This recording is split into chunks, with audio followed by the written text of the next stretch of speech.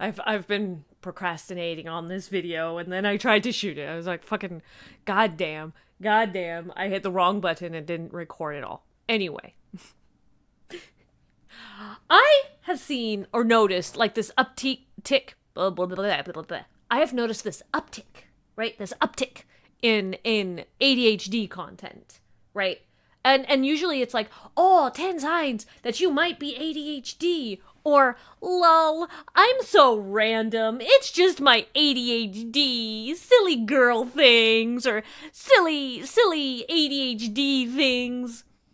And a lot of people, they're like, oh, wow, it's so quirky and fun to have ADHD. Bitch, no, it ain't. It is. Let me tell you what it's like to have ADHD. Now, I remember there being this analogy about, like, marbles with ADHD, where everybody has a bag that they can contain marbles, and they can carry those marbles around, and, ADHD is like having holes in that bag. No, I think this is a better analogy, or maybe it's just one that makes a bit more sense to me.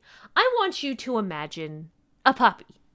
Just a cute little puppy with cute little nose and floppy ears, or maybe it's straight ears, just cute ears that you can just scratch behind, and it's a cute little puppy, right? Just a cute little puppy, okay? Now, everybody has that puppy except you.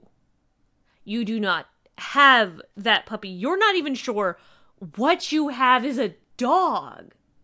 It's like got 11 eyes and wings and it breathes fucking fire? So everybody who has this dog there, it's a little bit of a rascal, right? It may pee on the furniture or chew some things up, but, you know, there's guidance out there on how to train your puppy.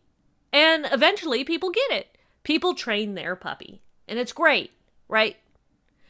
You try to train your puppy with these same tips, these same methods, right?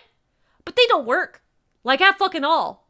Actually, you're not even sure what you have is a dog. It might be something else. But why is it smiling at you like that? Do dogs smile? Hell, it's climbing trees. Can dogs climb trees? It doesn't want to sit still. It's tearing up the furniture, but you can't get it to stop. Nothing says anything about claws. And nobody else's dog breathes fire. What the hell is going on here? But you can't get your dog under control, and so people stare at you. Or they're like, oh, we don't want you around because your dog destroys things, and you don't know how to get it to stop. You can't really train it very well, or there's no obvious method to training your dog, none that was made clear to you. And when you start, you kind of have to just figure it out as you go. And eventually, you never train it. It never really gets trained. But you learn how to work with it. And it can, yes, become a superpower. It can become something really amazing. But in the process, there's a lot of burns and nicks, and you spend a lot of time alone trying to figure it out. And this thing that's not a dog, it doesn't mean any harm. It doesn't want to hurt you. But it's there, and it is what it is.